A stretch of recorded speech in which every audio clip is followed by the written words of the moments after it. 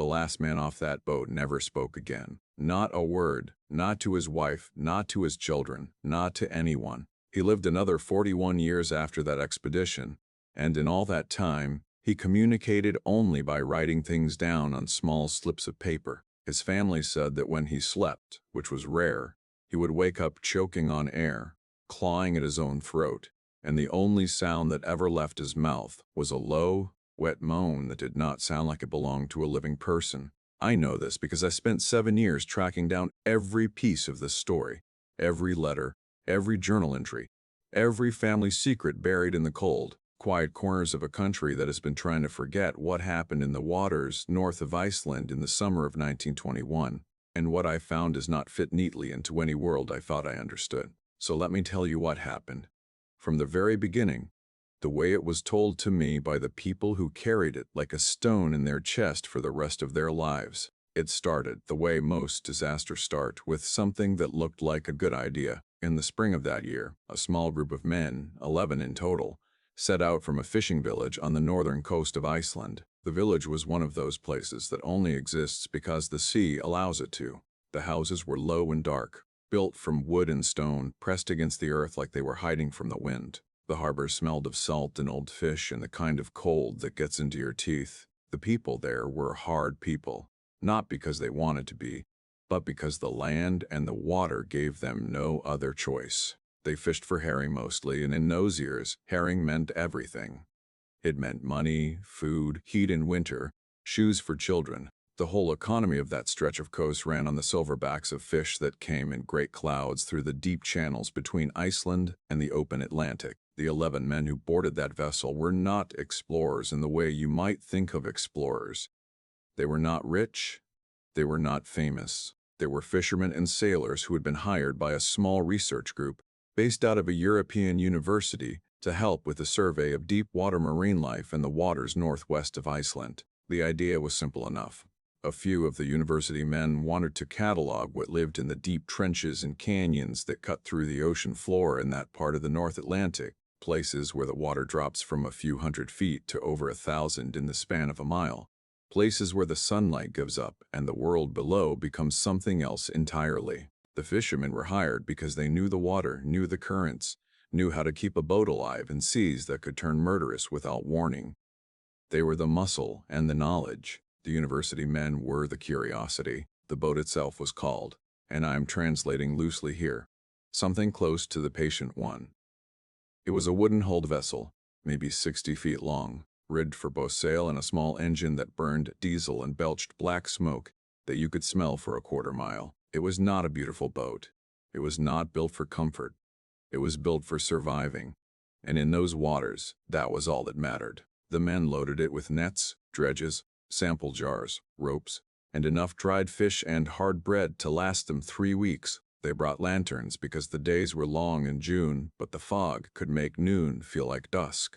And they brought a single rifle, not for hunting, but because the captain, a quiet, wide-shouldered man who had been fishing those waters since he was 12 years old, said he never went to sea without one, and when someone asked him why, he just looked at them and said nothing. I want you to understand something about these men before I go any further, because what makes this story hurt is not the thing that happened to them. It is who they were before it happened. The captain had a daughter who was 7 years old, and every time he left the harbor, she would stand on the dock and hold up a small painted stone she had found on the beach, and he would wave back until he could not see her anymore. One of the younger crewmen had just gotten married 3 weeks before the expedition, and his wife was already expecting their first child. The cook, an older man with a bad leg from a net accident years earlier, had a habit of singing old songs under his breath while he worked, songs that nobody else on the boat knew the words to, songs from a time before any of them were born. These were real people, whole people. People with warm hands and cold mornings and the kind of quiet dreams that fishermen carry. Not dreams of glory, just dreams of coming home. The first few days of the expedition were, by all accounts, ordinary. They sailed northwest from the village, following the coast for a while before turning out into deeper water. The weather was cool but clear. The seas were calm, and the university men spent their time lowering nets and dredges into the water and pulling up samples of whatever lived down there. They found the usual things: Small fish, strange-looking invertebrates, the occasional deep-water species that none of them had seen before, but that the fishermen shrugged at because the sea always had more in it than anyone could name. The water out there was a deep, dark blue that looked almost black in certain light. And when you leaned over the rail and stared down into it, you could feel something in your chest. A kind of pulling, like the water wanted you to keep looking, wanted you to understand that what you were seeing on the surface was not even close to what was underneath. The water remembers. That is something the captain said on the third night, sitting on the deck with a pipe in his hand, looking out at the sea while the sky did that thing.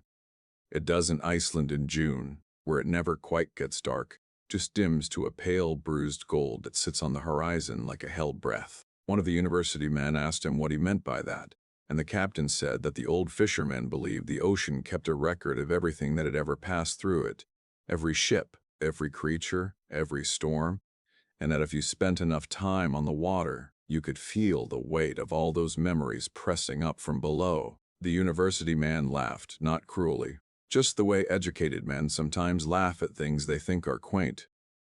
The captain did not laugh back. He just kept looking at the water. On the fifth day, they reached the area they had come to study, a place where the ocean floor dropped away into a series of deep canyons that the fishermen called, roughly translated, the Old Wounds. The name alone should tell you something. These were not places the fishermen liked to go. The fishing was poor there because the water was too deep and too cold and the currents were unpredictable, sometimes pulling a boat sideways with a force that felt deliberate, almost personal. But the university men were thrilled.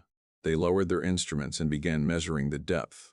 And when the readings came back, the numbers were staggering. The water in the deepest canyon was over 4,000 feet deep, far deeper than anyone had expected. One of the university men wrote in his journal that night that it was like standing at the edge of a cliff and realizing the bottom was not just far away, it was gone. That was the night the first wrong thing happened.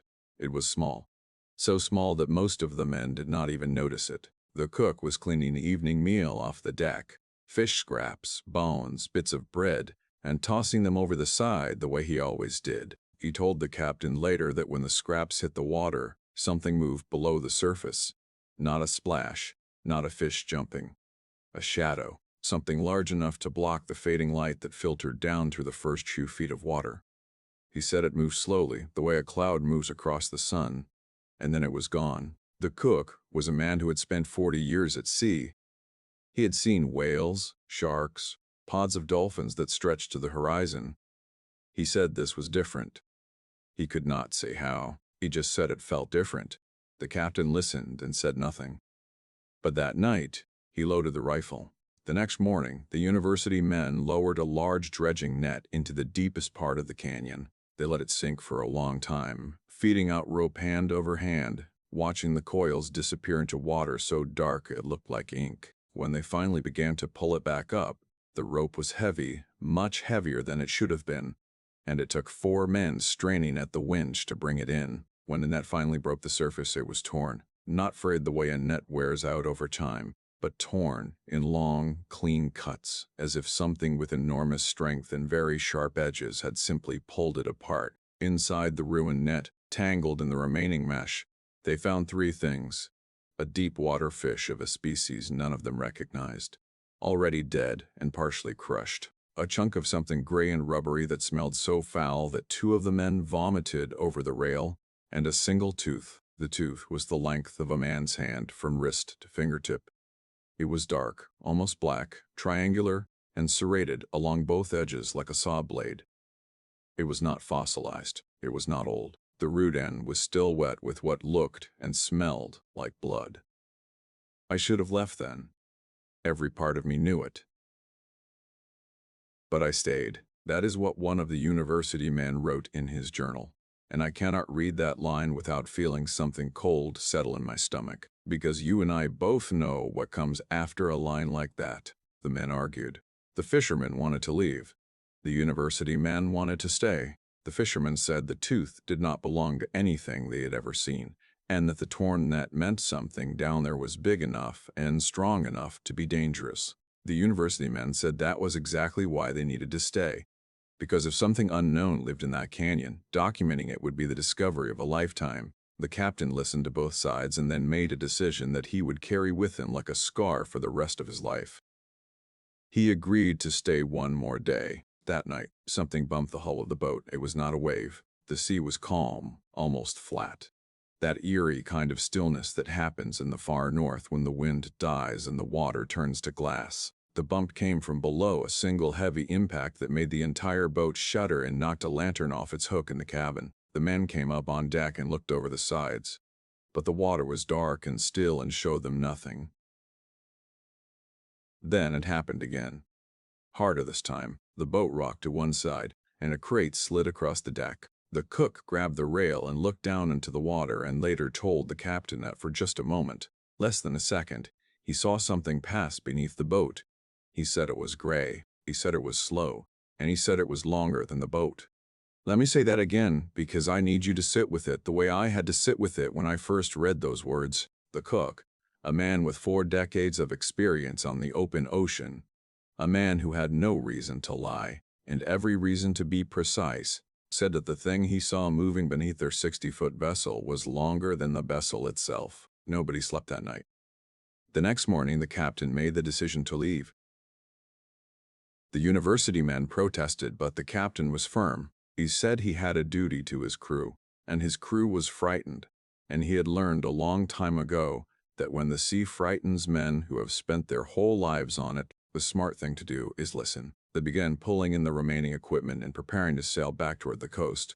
The weather was still clear, the wind was light, and under normal circumstances, the trip back to the village would have taken 2 days, maybe 3. But circumstances were not normal. They had been sailing for about 4 hours when one of the crewmen at the stern called out. He pointed behind the boat, at the water in their wake, and when the other men came to look, they saw it, a shape just below the surface, maybe 200 yards behind them. It was following them. It was keeping pace. This was the moment they understood what they were actually dealing with. The captain ordered more sail. The engine was already running at full power, pushing the boat through the water at a speed that should have been more than enough to outrun anything biological, but the shape behind them did not fall back. It stayed at the same distance, 200 yards, like it was tethered to the boat by an invisible line. When the boat turned, the shape turned. When the boat slowed, the shape slowed. It was not chasing them. It was accompanying them, the way a cat follows a mouse across a room, not because it is hungry yet, but because it knows. The fishermen were terrified. These were men who had survived storms that sank other boats, men who had hauled nets in waters cold enough to stop a heart, men who did not frighten easily. But this was something outside their understanding. And the fear I read about in those journals was not the sharp, electric fear of a sudden danger. It was the slow, heavy fear of something patient, something that had all the time in the world. One of the crewmen wrote that it felt like being watched by something that had been watching things for longer than people had been alive. He was more right than he knew, because what I eventually learned, after years of research and dozens of conversations with marine scientists, is that the waters around Iceland are home to something ancient. The species is known today, and it has a name, but in those days, in that part of the world, it was known only through stories that fishermen told each other in low voices over drinks in dark rooms. It is a shark. But it is not like any shark most people have ever heard of. It lives in the deepest, coldest water in the North Atlantic at depths of over 4,000 feet. It grows slowly, so slowly that it does not reach maturity until it is about 150 years old. And it lives, and this is the part that makes the hair on my arm stand up every single time I say it, it lives for over 400 years. Some scientists believe it may live for 500. That means that a shark alive today in those waters may have been born before the first European ship ever crossed the Atlantic. It was already old when entire empires rose and fell. It was already hunting in the dark before your great-great-great-great-great-great-grandparents were born. But here is the thing that no one talks about. The ones that have been documented, the ones that scientists have measured and studied, max out at about 21 feet. That is the confirmed record. 21 feet. Big, yes, terrifying in its own right. But what those men saw in 1921 was not 21 feet. Multiple witnesses, in separate accounts written at different times, estimated the length of what followed their boat at somewhere between 60 and 80 feet. And before you dismiss that as the exaggeration of frightened men, let me tell you something. The deep trenches where this expedition was working have never been fully explored. Not then. Not now. We have better maps of the surface of the moon than we do of the bottom of those canyons. We do not know what lives down there. We do not know how big it can get. We do not know how old the oldest ones are. All we know is that the conditions in those depths, the cold, the pressure, the dark, the near-total absence of competition, are exactly the conditions that allow certain species to grow far, far beyond what we consider their normal limits. For 3 days, the shape followed the boat. During the day, it stayed deep, visible only as a shadow beneath the surface, a darkness within the darkness of the water. But at night, it rose. On the first night after they started heading back, several of the men heard something they had never heard before and could not explain. A low, vibrating hum that seemed to come from the water itself, not a sound made by the wind or the waves, but something deeper, something that you felt more than heard, in your ribs and your teeth and the base of your skull. The cook said it reminded him of the sound a church bell makes after it has been struck, that long, fading vibration that hangs in the air. Except this did not fade. It came and went in slow pulses, like breathing. On the second night, the thing came closer. One of the university men was on watch, sitting at the stern with a lantern, keeping his eyes on the water behind them. He wrote in his journal, and these are his words, not mine, that at some point past midnight, the water behind the boat began to glow, not brightly, not like a light, but faintly, the way certain deep-sea creatures produce their own light, a cold, blue-green shimmer that moved beneath the surface in a shape so large that his mind could not process it as a single living thing. He wrote that it was like watching a hillside shift in the dark. He wrote that the glow outlined something with a head that was wider than the boat, and a body that stretched back into the darkness beyond what the light could show. He wrote that he saw for just a moment an eye, and that the eye was the size of a dinner plate, and that it was looking at him, not past him, not through him, at him. He did not scream. He simply stood up, walked to the captain's cabin, woke the captain, and said very quietly, "It knows we are here. It has always known." Now listen, I know what you might be thinking. You are thinking this sounds impossible. You are thinking that no shark can grow to that size, that these men were cold and scared and seeing things that were not there. And I understand that. I sat with that same doubt for years. But here is what I keep coming back to. These accounts were not written for an audience. These journals were private. Some of them were not found until decades later, tucked into the walls of old houses or buried in boxes and attics. The men who wrote them had no reason to lie. They had every reason to downplay what they saw, because admitting to something like this in a fishing village in Iceland in 1921 was not a path to respect or admiration. It was a path to being called a fool, and yet they wrote it down anyway, in small, careful handwriting, in the margins of logbooks and on the backs of envelopes, because they could not keep it inside. And if you have been here with me this far, if this story has gotten under your skin the way it got under mine, that I want to ask you something real quick. Hit that subscribe button, not because I need the numbers, but because stories like this one, the kind that sit in the dark and wait to be found, they take a long time to dig up. Years. And I keep digging because people like you keep showing up to listen. So if you want to make sure you never miss one, subscribe. Leave a comment telling me what you think this thing was and stay with me. Because what happened next is the part that still keeps me awake. On the third night, the creature attacked. It was not the sudden explosive violence that you see in movies. It was slow, deliberate, patient. The boat was making good time toward the coast, maybe 18 hours from the safety of the harbor, when the engine stopped. Just stopped. No coughing, no sputtering, just silence. The men below went to check and found that something had struck the propeller shaft from below with enough force to bend the metal. The boat was dead in the water. They had sails, but the wind had dropped to nothing, and they sat there, motionless on a sea that looked like dark glass, and they waited. The bump came at 2:30 in the morning. Then another, each one harder than the last, each one in a different spot along the hull, as if the thing below was testing the boat, learning its shape, finding its weak points. The men huddled in the center of the deck away from the rails. The captain held the rifle. The cook was praying. One of the younger crewmen was crying, not loudly, just a quiet, steady stream of tears that he did not bother to wipe away. Then the boat lifted. Not rocked. Not tilted. Lifted.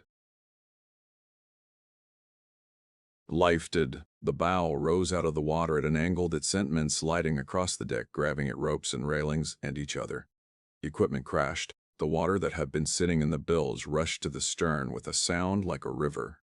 For 3, maybe 4 seconds, the front third of the boat was in the air, held up by something beneath it, and then it dropped, and the slam of the hull hitting the water knocked 2 men off their feet and cracked a beam in the deck.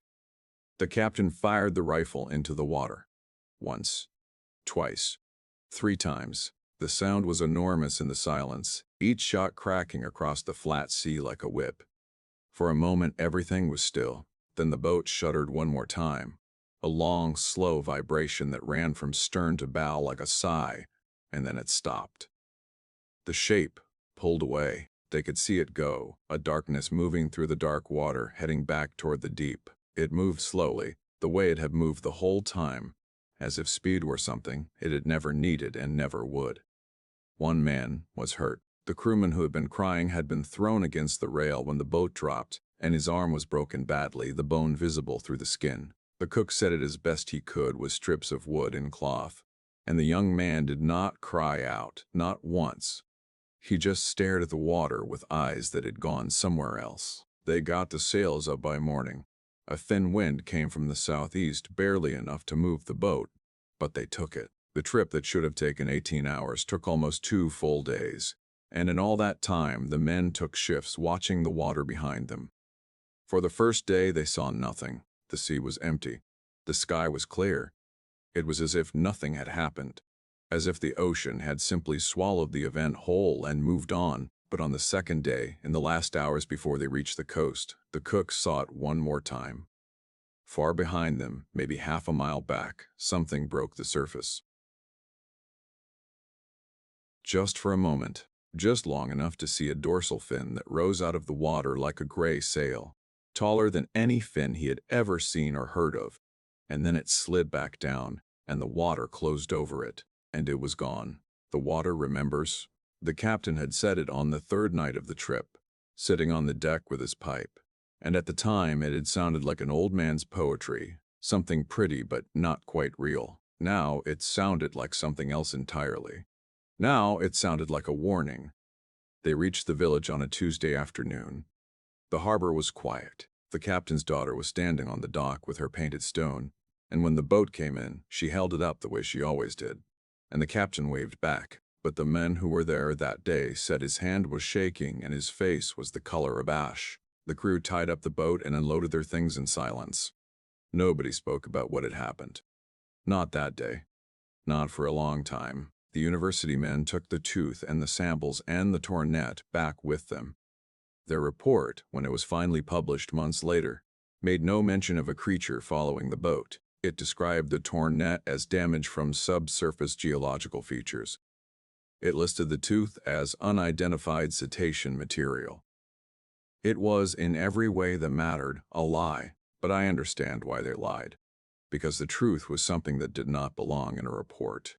It did not fit into footnotes or data tables. It was too big and too wrong and too alive. The men who stayed in the village, the fishermen and the cook and the captain, they carried it differently. They did not write reports. They wrote letters, diary entries, notes to themselves in the quiet hours of the night when the rest of the world was asleep, and those notes, scattered across decades and tucked into the hidden places of their lives, tell a story that the official record never would. The captain never sailed past the side of the coast again. He fished close to shore for the rest of his working life, and when anyone asked him why, he would say that the deep water had nothing left to offer him. His daughter grew up and had children of her own, And she told me, decades later, in a small kitchen that smelled of coffee and wool, that her father would sometimes stand at the window at night and look out toward the sea with an expression she could never quite read. She said it was not fear exactly. It was something more like respect, the kind of respect you give to something that could destroy you but chose, for its own reasons, not to. The young crewman with the broken arm healed, but he never went back to sea. He moved inland, took up work on a farm, and lived a quiet life. His wife told their children that their father had been hurt in a fishing accident, and that was all she ever said about it. But when he died in 1963, they found a drawing in his bedside table, a simple pencil sketch on yellowed paper, showing a boat on calm water, and beneath it, in the dark, a shape. The shape was enormous. It dwarfed the boat the way a whale dwarfs a minnow. And in the center of the shape, the man had drawn a single circle, carefully shaded, with a tiny dot in the middle. The cook, lived the longest of any of them. He kept fishing until he was well into his 70s, and he was known in the village as a man who told good stories. Stories about storms, about the old days, about fish so big that bent the rod stubble. But there was one story he never told in public. He told it only once, late in life, to a nephew who had asked him what the worst thing he had ever seen at sea was. The cook was quiet for a long time, and then he said something that the nephew wrote down and kept. He said, "People think the ocean is water. It is not water. It is time, all the time that has ever been, pressed together, and the things that live in it, the old things, the deep things, they are not fish. They are memories with teeth." I do not know what followed that boat in 1921. I do not know if it was a species we have a name for, grown beyond any size we thought possible in the crushing dark of a trench we have never reached. I do not know if it was something that has no name at all, something that has been swimming in those waters since before there were people to be afraid of it. I do not know if it is still there, but I know this: the Greenland shark, the species that science says lives in those waters, has been confirmed to live for over 400 years. 400 years. Think about what that means. A shark born in those waters in 1500 is still alive today. It was alive when ships first sailed to the New World. It was alive during every war, every plague, every invention, every moment of human history that you have ever read about. And that is just the ones we have found, the ones we have measured and tagged and tested. The deep trenches, the old wounds, the places where the ocean floor drops into darkness. Those places have not been measured. Those places have not been explored. We do not know what is down there. We only know that the conditions in those places, the cold, the pressure, the isolation, the absence of anything to limit growth, are the exact conditions that would allow something to grow far older and far larger than anything we have ever documented. The expedition of 1921 was not the only time something like this was reported. Fishermen along the coast of Iceland and Greenland have told similar stories for centuries. Stories of shadows in the deep water, of boats being followed, of something vast and slow and old moving beneath the surface. Most of those stories are dismissed as legend. Most of them are forgotten. But they keep coming. Every generation, from every stretch of that cold, dark coast, the same story rises to the surface like something that cannot stay down. The water remembers. I used to think that was just something an old captain said to make the night feel bigger. Now I am not so sure, because the more I dig into this, the more I find. And the more I find, the less I understand, and the less I understand, the more I think that maybe the old fishermen were right. Maybe the ocean is not just water. Maybe it is a living record, older than us, deeper than us, and full of things that do not care whether we believe in them or not. The last entry in the captain's journal, written years after the expedition, on a night when the wind was howling off the sea and the windows of his small house were rattling in their frames, says this: "I have lived a long life on the water, and the water has been mostly kind to me, but I know now that kindness is not the same as safety.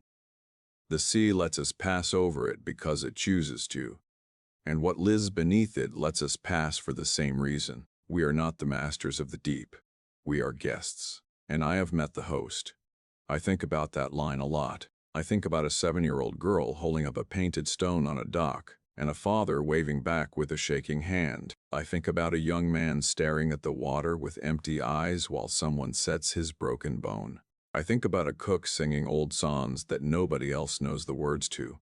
And I wonder if those songs were about the same thing, if every generation on that coast has been singing the same quiet warning in 100 different melodies. I think about a tooth the length of a man's hand, black and serrated and fresh, pulled from a depth we have not returned to since. And I think about the fact that right now, tonight, in the dark water off the coast of Iceland, in the trenches that have no bottom anyone has found, something is moving.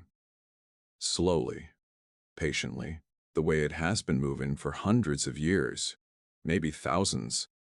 It does not know your name. It does not care about your world. It was here before you. It will be here after. And the only thing standing between you and it is a thin layer of water and the comfortable belief that we've already found everything there is to find. We have not. The fishermen of that village have a saying that has been passed down for longer than anyone can trace. They say it to each other when the weather turns bad and the boats come in early and the men sit around the fire drying their nets and trying not to look at the sea. They say it quietly, almost under their breath, the way you say something that you believe but do not want to believe. They say, do not look too long at the deep water, because the deep water is already looking at you. I used to think that was just a story, something old people said to keep children away from the dock at night. But then I read those journals. Then I held that sketch of an eye drawn by a man who could not sleep for 40 years. Then I stood on that dock in that harbor and looked out at the water, and the water was dark and still and endless. And I felt, just for a moment, just for one quick breath, something looking back. Maybe it was nothing. Maybe it was the wind or the cold or the weight of too many stories pressing down on a mind that had spent too long in the dark. Maybe. But the fishermen do not think so, and the more time I spend with this story, the more I think they are the ones who have it right, because they are the ones who have lived beside that water for 1,000 years, and they are the ones who know what the rest of us are only beginning to understand. The sea is not empty.